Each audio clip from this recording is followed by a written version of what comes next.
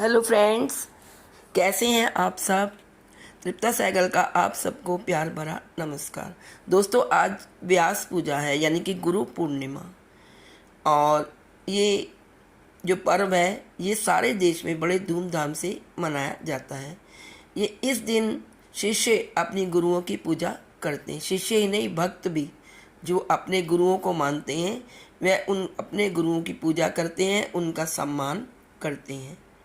तो आइए इसी संदर्भ में मैं आपको एक बहुत ही इंटरेस्टिंग प्रसंग सुनाने जा रही हूँ।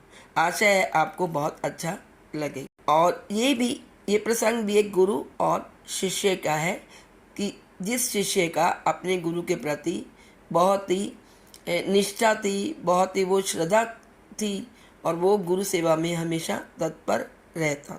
प्राचीन काल में गोदावरी नदी के किनारे वेद धर्म मुनि के आश्रम में उनके शिष्य वेद शास्त्र आदि का अध्ययन करते थे। एक दिन गुरु ने अपने शिष्यों की गुरु भक्ति की परीक्षा लेने का विचार किया। सच शिष्यों में गुरु के प्रति इतनी अटूट श्रद्धा होती है कि उस श्रद्धा को नापने के लिए गुरुओं को कभी कभी योग बल का भी उपयोग करना पड़ता है। वेदधर्म मुनि ने शिष्यों से कहा, हे शिष्यों, अब प्रारब्धवश मुझे कोढ़ निकलेगा और मैं अंधा हो जाऊंगा, इसलिए काशी में जाकर रहूंगा। है कोई हरि का लाल जो मेरे साथ रहकर सेवा करने के लिए तत्पर हो। शिष्य पहले तो कहा करते थे, गुरुदेव आपके चरणों में हमारा जीवन न्यौछावर हो जाए मेरे प्रभु। अब सब चुप हो गए। उनमें संदीपक नाम का एक शिष्य खूब गुरु सेवा परायण और गुरु भक्त था।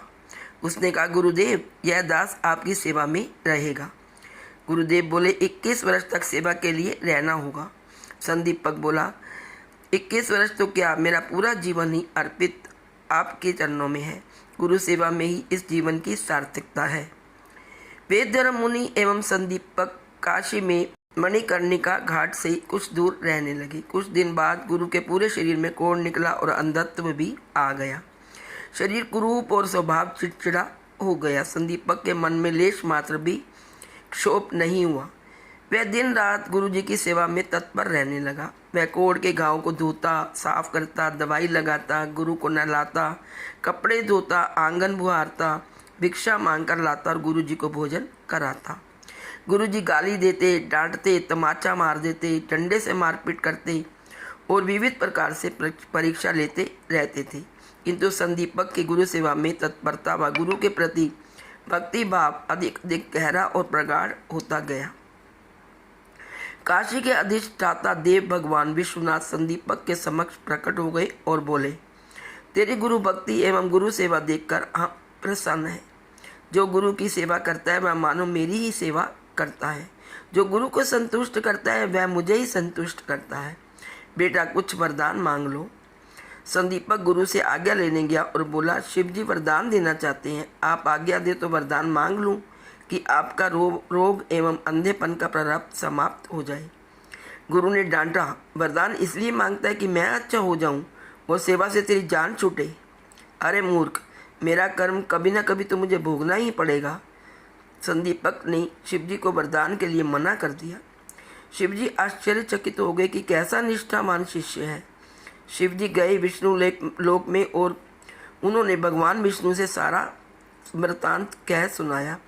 विष्णु जी भी संतुष्ट हो संदीपक के पास वरदान देने प्रकट हो गए। संदीपक ने कहा, प्रभु मुझे कुछ नहीं चाहिए। भगवान ने आग्रह किया तो बोला, आप मुझे यही वरदान दी कि गुरु में मेरी अटल श्रद्धा बनी रहे, गुरुदेव की सेवा में निरंतर प्रीति रहे, गुरु चरणों में दिन प्रतिदिन भक्ति दृढ़ होती रही। भगवान विष्णु ने संदीपक को गले लगा लिया। संदीपक ने जाकर देखा तो वेद धर्म मुनि स्वस्थ बैठे थे, ना कोढ़ ना कोई अंधापन। शिव स्वरूप सदगुरु ने संदीपक को अपनी तात्विक दृष्टि एवं उपदेश से पूर्णत्व में प्रतिष्ठित कर दिया। वे बोले, वत्स, धन्य है तेरी निष्ठा और सेवा। जो इस प्रसंग को पढ़ेंगे, सुनेंगे, सुनाएंगे, वे महाभाग मोक्ष पथ में अडिग हो जाएंगी। पुत्र, तुम धन्य हो, तुम सच्चिदानंद स्वरूप हो। गुरु के संतोष से संदीपक गुरु तत्व में जग गया, गुरु स्वरूप हो गया। अपनी श्रद्धा को कभी भी कैसी भी परिस्थिति में सद्गुरु पर तनिक से भी कम नहीं करना चाहिए। वे परीक्षा लेने के लिए कैसी भी लीला कर सकते हैं। गुरु आत्मा में अचल होते हैं, स्वरूप में अचल होते हैं, जो हमको संसार सागर से तार कर परमात्मा में मिला दे, जिनका एक हाथ परमात्मा में हो और दूसरा हाथ जीव की परिस्थिति में हो। उन महापुरुषों का नाम ही सद्गुरु है। सद्गुरु मेरा सूरमा करे शब्द की चोट, मारे गोला प्रेम का हरे भरम की कोट। गुरु गोविंद दो खड़े काके लागू पाए, बलिहारी गुरु आपने जिन गोविंद दियो बताए। आपका दिन शुभ हो और मंगलमय हो। आप सबको मेरी तरफ से गुरु पूर्णिमा की हार्दिक शुभकामनाएं। Please like, share and subscribe. Thank you.